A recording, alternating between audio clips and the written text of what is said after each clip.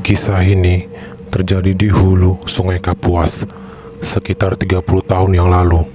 Sumbernya tak terlalu ingat, antara 1993 sampai 1995. Usia Zain 23 tahun waktu itu. Ia merantau dari ibu kota provinsi ke kampung nan jauh di hulu Sungai Kapuas. Aneh memang, orang dari kota merantau ke kampung, tapi kepergiannya itu karena ia mendengar kabar betapa besarnya upah menjaga gua burung layang-layang. Saya akan menjelaskan dulu tentang gua layang ini. Nama gue layang ini murni rekaan saya karena gua itu tak bernama. Gua layang mengacu pada gua tempat burung layang-layang bersarang. Umumnya disebut burung walet. Sarang burung walet memiliki nilai jual sungguh tinggi. Berbeda dengan sekarang, di mana burung walet dibudidayakan. Zaman dulu, untuk mendapatkan sarangnya, orang-orang harus mencari di gua. Di hulu Kapuas, banyak gua sejenis ini. Dahulu, orang mencari gua yang berisi burung walet. Biasanya, penemu pertama akan mengklaim gua tersebut. Maka, agar tak dipanen orang lain, ia akan membayar para penjaga yang akap menjaga gua berbulan-bulan sampai sarang siap dipanen. Nah, menjaga gua ini bukan tak beresiko. Mereka harus jago bela diri, karena ada kemungkinan saat tiba masa panen, gua akan dirampok. Para perampok tak segan membunuh para penjaga. Artinya, mereka harus siap mati. Tapi, karena iming-iming upah yang besar, Jain siap menerima resiko itu. Dia diajak temannya, Mat Lawat, perantau dari hulu yang mendapat pesan dari pamannya untuk pulang. Pamannya baru saja menemukan gua walet. Dari Pontianak ke kampung, Mat Lawat ditempuh paling tidak 15 jam. Bis yang mereka tumpangi harus melalui jalan tanah yang becek. Bau bensin menguap. Itu pertama kalinya Zain pergi sejauh itu. Di kampung, Mat Lawat Zain dikenalkan dengan pamannya, Pak Ujang Kadir. Pak Ujang mengajak Zain menginap di rumahnya. Besok pagi, ia akan dipertemukan dengan 4 penjaga lainnya. Kebetulan, mereka penjaga berpengalaman. Mereka tinggal di kampung berbeda. Malam itu, Zain tak dapat tidur. Posisi kampung yang terletak di dataran tinggi membuat udaranya jauh lebih dingin. Ia merapatkan sarung untuk menahan dingin. Badannya masih terasa remuk. Sementara, ia tak tahu apa yang akan terjadi besok, lusa, dan setelahnya. Dari balik dinding papan, tercium aroma tembakau. Di luar, Pak Ujang dan Mat Lawat masih bercakap-cakap soal persiapan besok. Mat Lawat diminta sebagai penanggung jawab. Sebagai keluarga, tentu Mat Lawat adalah yang paling bisa dipercaya. Gua ini berbeda, kata Pak Ujang. Beda bagaimana Pak Su? Tanya Mat Lawat. Pak Ujang menghisap rokok tembakaunya dalam. Besok Pak Su ceritakan. Pak Su adalah sebutan untuk paman paling bungsu. Besoknya, dengan ransel di pundak Zain, Mat Lawat dan Pak Ujang naik mobil pick up menuju kampung tempat gua itu berada. Mobil terguncang-guncang melalui jalan berbatu. Pak Ujang menanyakan tentang diri Zain. Kabar Pontianak juga memastikan kesiapan Zain untuk ikut dalam tugas. Zain menunggu pembahasan tentang hal yang beda dengan gua itu. Tapi sampai pick up itu berhenti di sisi sebuah kampung bahasan itu tak juga muncul. Ia ingin bertanya, namun takut dianggap lancang, telah mencuri dengar. Di sisi kampung itu telah menunggu 4 orang lain yang siap ikut menjaga gua layang. 2 pemuda bertubuh tegap, 1 bapak-bapak penuh tato di badannya, lalu 1 pria tua berbaju serba hitam. Mengingat tugas ini cukup berat, Zain agak heran dengan keberadaan Pak tua itu. Pak Ujang hanya ikut mengantar mereka sampai sisi desa. Dari sisi desa itu, mereka harus masuk ke hutan, melalui beberapa bukit, hingga kemudian sampai ke gua itu. Gua ini bukan gua biasa, ada yang jaga di sana, kata Pak Ujang. Yang lain mungkin sudah akrab dengan hal begituan, tapi Nazain yang dari kota mungkin agak asing. Tak apa, di Di sini ada Aimidun yang akan menjaga kalian dari gangguan itu. Itu menjawab perasaan penasaran Zain. Zain tidak terlalu takut. Baginya, kepercayaan yang demikian tak lebih dari tahayul. Mitos demikian dibuat agar manusia lebih berhati-hati dalam mengelola alam. Ketimbang makhluk halus, ia lebih takut pada cerita soal Rambon sarang walet. Di Pontianak, Zain memang ikut bela diri, tapi melawan rampok itu hal lain. Tapi ia tak punya banyak pilihan. Pekerjaan ini pilihan terbaik untuknya. Maka berangkatlah mereka dengan berjalan kaki melalui hutan, kebun karet, bukit, kebun lagi, hutan lagi, lalu bukit lagi. Zain tak habis pikir, orang-orang itu bisa berjalan dengan sangat cepat, sementara ia sudah terengah-engah. "Masih jauhkah?" tanya Zain pada Matlawat. "Ndaklah, sebatang rokok pun tak habis kita sudah sampai ke sana." Martop, salah satu pria yang bertubuh besar, yang menyahut. "Ya iyalah, rokoknya dipegang, ndak dibakar," sahut Isnen, pria bertubuh besar lainnya. "Kebun-kebun ini tak dijaga?" tanya Zain ketika melewati durian. "Tak ada, yang punya hanya akan datang di musim berbuah. Lagi pula, orang tak berani macam-macam, karena rata-rata kebun dipasangi sakang. Sakang, semacam cimat. Kalau ada yang usil, maka bijinya akan bengkak." Membayangkan kantong menyan bengkak membuat Zain bergidik. Ada-ada saja kepercayaan orang kampung, pikirnya saat itu. Hari beranjak sore, saat mereka tiba di depan mulut gua. Mulut guanya tak seperti yang dibayangkan Zain. Hanya ada lubang kecil yang muat satu badan manusia. "Kita menginap di depan sini dulu, besok baru kita periksa ke dalam," kata Pak Kardi, pria dengan penuh tato itu. Malam itu mereka menggelar tikar di mulut gua. Udara dingin menusuk. Inilah yang akan dilalui Zain 6 bulan ke depan. Udara dingin berhembus membuat bulu kuduk Zain berdiri. "Kalian jangan kemana-mana malam ini. Kalau mau buang air, cari semak di sekitar. Jangan terlalu jauh. Jangan lupa minta izin," kata Aimidun. "Udahlah Ai, kasihan nih si Zain jadi takut. Kalau cuma hantu kuntilanak, dia biasa," kita Isnen menggoda Zain. Zain tidak merespon. Ia lelah. Selesai makan malam dengan ikan sarden kalengan, Zain tertidur. Sementara Matlawat, Martop, dan Isnen masih bercakap-cakap. Aimidun duduk sedikit jauh, duduk bersila sambil memejamkan mata. Pukul 3 pagi, Zain dibangunkan Matlawat. Zain masih setengah sadar saat Matlawat berteriak panik padanya. "Bang Kardi hilang."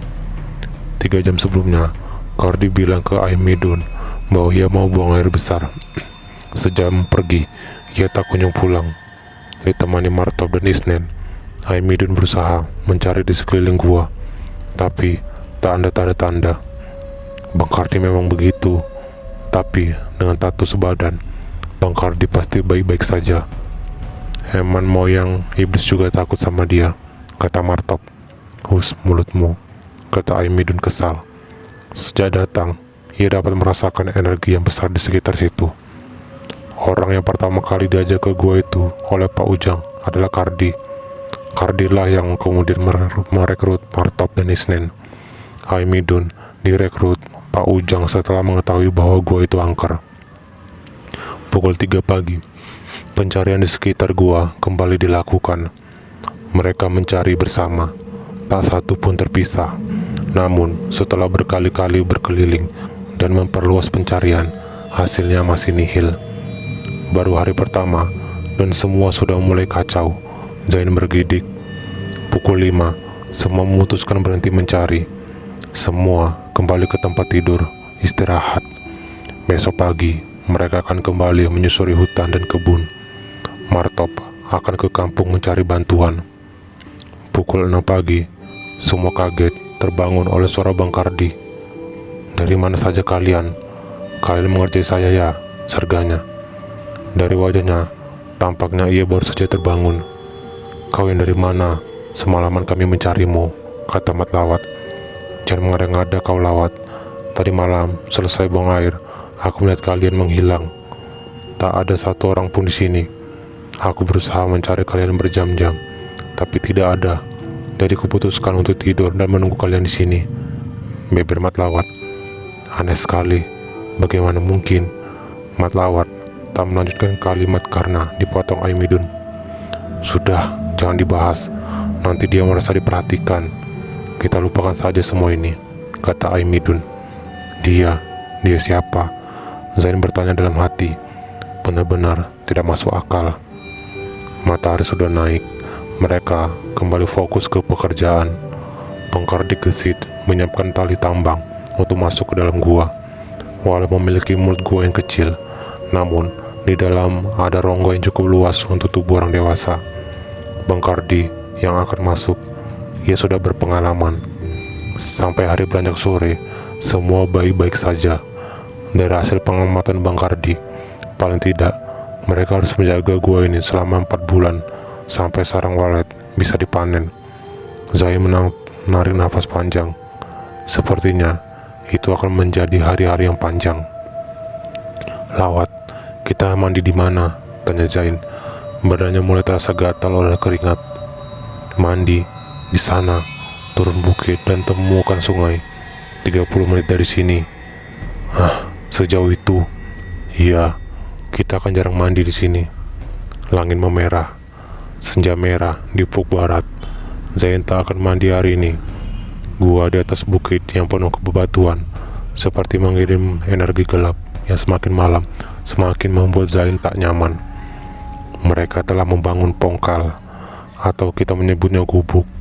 Siang tadi, saat Bangkardi masuk, Lawat, Martop, Isnen, dan Zain mencari kayu di hutan sekitar. Kayu-kayu itu diikat dan didirikan hanya untuk tempat memasang atap. Masih beralasan tanah. Zain tertidur lelap. Pukul 3 pagi, Zain terbangun karena tubuhnya yang gatal.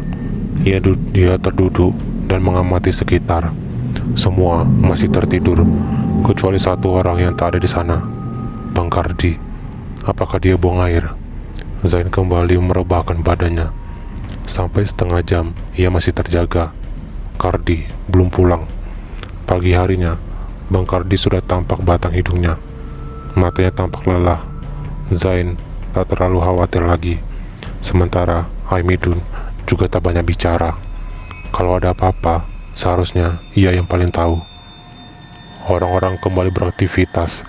Ada yang memasak, ada yang mencari kayu bakar, ada yang mengangkut air dari sungai. Zain mengangkut air karena ia ingin sekali mandi. Badannya sudah gatal. Zain pergi bersama Lawat, masing-masing membawa 2 ember. Mereka menuruni bukit, lalu melalui hutan yang rindang. Setelah setengah jam, mereka sampai sungai yang dimaksud ternyata hanya aliran air dari sebuah mata air.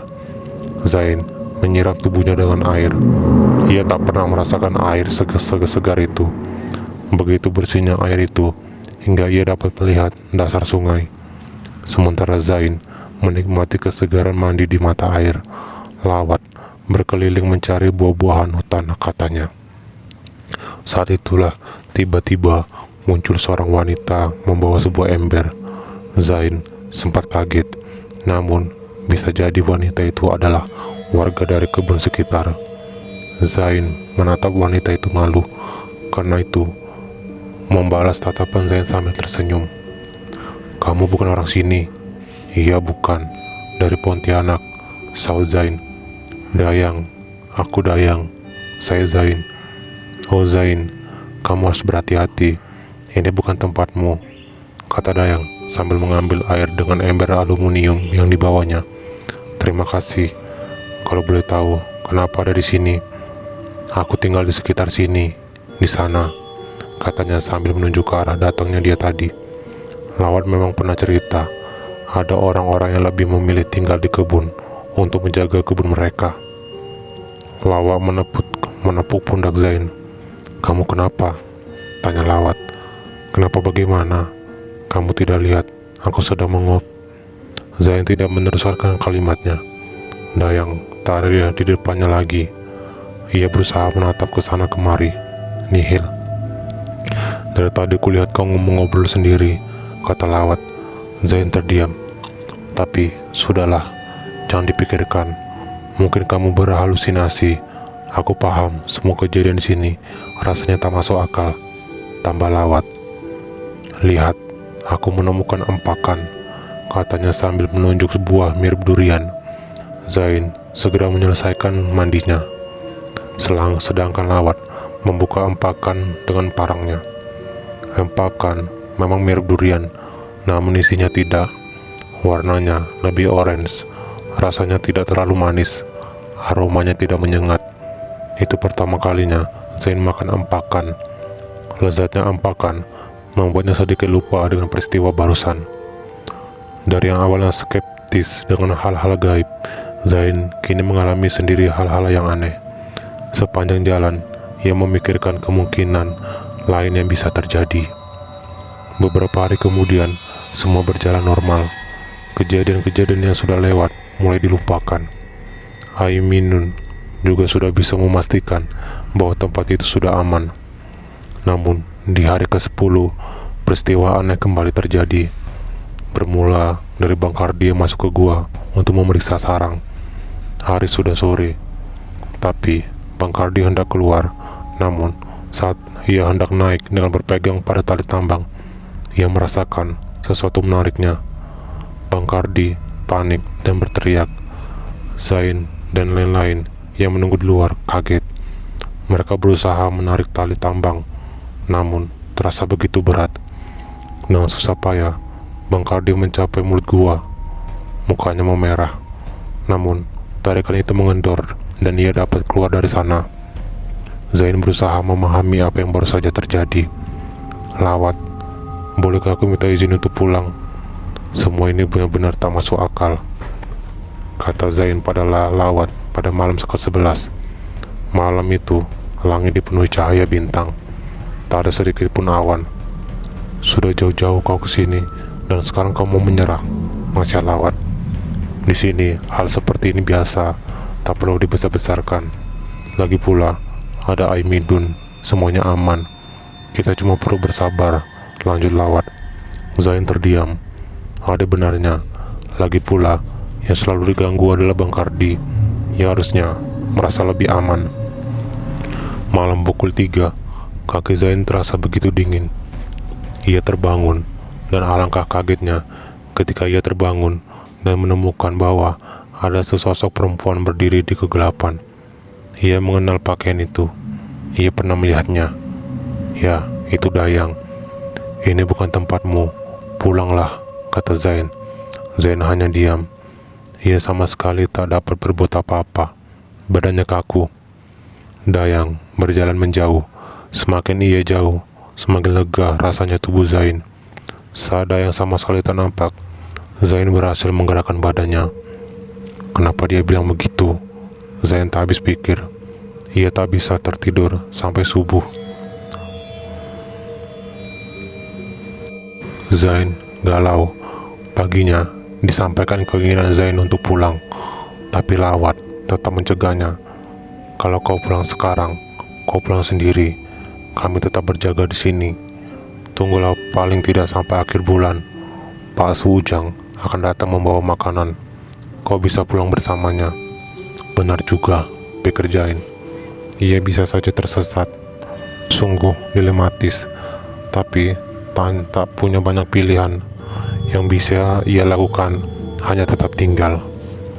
Tapi Zain butuh kejelasan apa yang sebenarnya terjadi. Saat yang lain sedang beristirahat siang, Zain menemui Aimidun yang sedang merokok di bawah pohon tak jauh dari gua. Kau pasti menyimpan banyak pertanyaan, bukan? Kata Aimidun. Bara tembakau yang terbakar tertiup angin. Mungkin sudah dimengerti, tapi begitulah. Tuhan menjaga alamnya agar tetap seimbang, agar manusia tak sembarangan. Maka makhluk-makhluk itu dibiarkannya bebas mengusik kita, agar kita tak merusak apa yang telah ia ciptakan, kata Aimidun. Lalu, kenapa kita di sini? Kenapa kita tidak pergi? Tanya Zain heran. Tugas saya adalah bernegosiasi. Selalu ada manusia yang ingin melalui batas.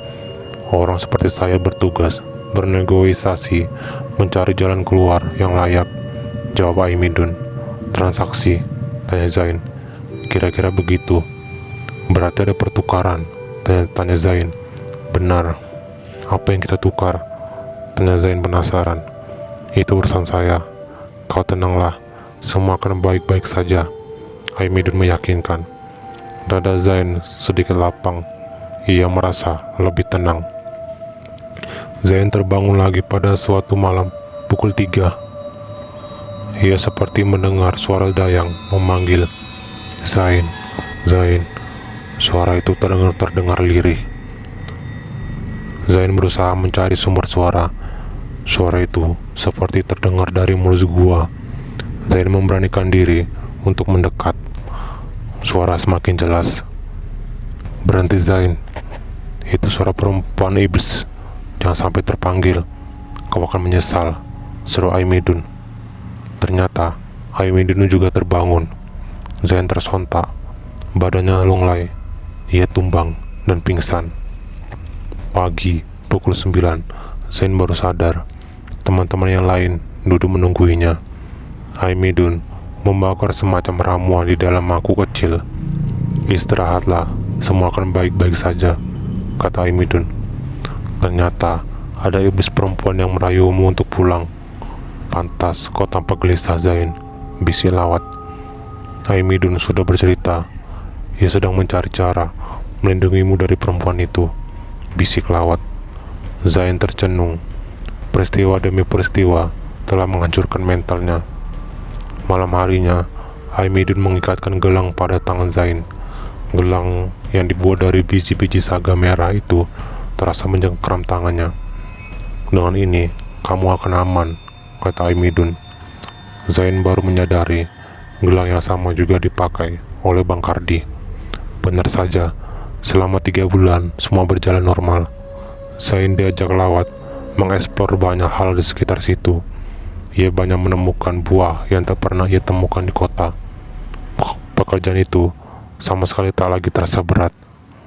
Selama itulah pula Pak Ujang sudah 2 kali datang membawa bahan makanan.